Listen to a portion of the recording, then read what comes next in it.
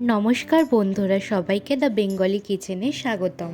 আজ বানাচ্ছি আলু দিয়ে সয়াবিনের সম্পূর্ণ নিরামিষ একটা রেসিপি। এটা নিরামিষ হলেও এত সুন্দর খেতে লাগে যে মাংসের স্বাদকেও হার মানায়। তো চলুন রেসিপিটা শুরু করি। প্রথমে গ্যাসে গরম জল করে এতে সয়া চাংসগুলো দিয়ে 2 মিনিট মতো ফুটিয়ে গ্যাস অফ করে 15 মিনিট ঢাকা দিয়ে রাখতে হবে। এতে সয়াবিনটা বেশ নরম হয়। 15 মিনিট পরে সয়াবিনগুলোকে জল ঝরিয়ে একটা বাটিতে নিয়ে নিয়েছি। এইবার সয়াবিনগুলোর মধ্যে যে জল রয়েছে সেটাকে হাত দিয়ে চিপড়ে ভালো করে বার করে নিতে হবে। দেখুন, সবকটা সয়াবিনকে আমি চিপড়ে জল বার করে নিয়েছি।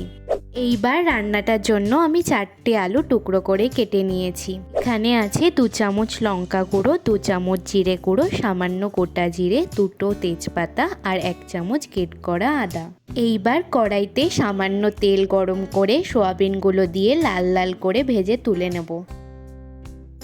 ওই কড়াইতেই রান্নাটার জন্য পরিমাণ মতো তেল দিয়ে দিলাম। এইবার এর মধ্যে সামান্য গোটা জিরে আর তেজপাতা ফোড়নে দিলাম। ফোড়নটার একটা গন্ধ বেরিয়ে এলে এর মধ্যে কেটে রাখা আলুগুলো দিয়ে দিলাম।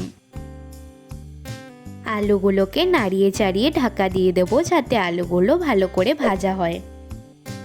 2 মিনিট পর ঢাকা খুলে আলুগুলো নাড়িয়ে দিতে হবে। এইবার এর মধ্যে সামান্য চিনি আর গ্রেট করে রাখা আদা দিয়ে আলুর সাথে ভালো করে মিশিয়ে নেব।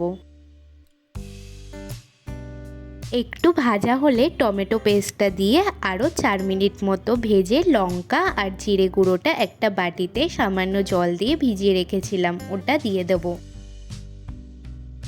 কিছুক্ষণ কষিয়ে নিয়ে ঢাকা দিয়ে দেবো। 2 মিনিট পর ঢাকা খুলে এতে পরিমাণ মতো নুন আর 2 টেবিল স্পুন হলুদ গুঁড়ো দিয়ে মিশিয়ে ঢাকা দিয়ে দেবো। দেখুন, আলুটা আমার কষানো হয়ে গিয়েছে। এইবার এর মধ্যে ভেজে রাখা সয়াবিনগুলো দিয়ে 2 থেকে 3 মিনিট মতো কষিয়ে নিয়ে পরিমাণ মতো জল দিয়ে দেবো। জলটা আমি আগে থেকে গরম করে রেখেছিলাম। জল দেওয়ার পরে একটু নাড়িয়ে তরকারিটা ফুটতে দেবো। 6 থেকে 7 মিনিট ফুটিয়ে নিয়েছি। আলুগুলোও আমার সিদ্ধ হয়ে গিয়েছে। এইবার 1 চামচ গরম মশলা গুঁড়ো দিয়ে নামিয়ে নেব। নিরামিষ দিনে যদি এমন সয়াবিনের তরকারি করা যায় তাহলে আর কিছুই লাগবে না। এটা দিয়েই 1 থালা ভাত খেয়ে নেওয়া যাবে। আশা করি ভিডিওটা আপনাদের ভালো লেগেছে। ভালো লাগলে ভিডিওটিতে লাইক, কমেন্ট এবং চ্যানেলটিকে সাবস্ক্রাইব করে নেওয়ার অনুরোধ রইল। দেখা হচ্ছে পরের ভিডিওতে নতুন রেসিপির সাথে।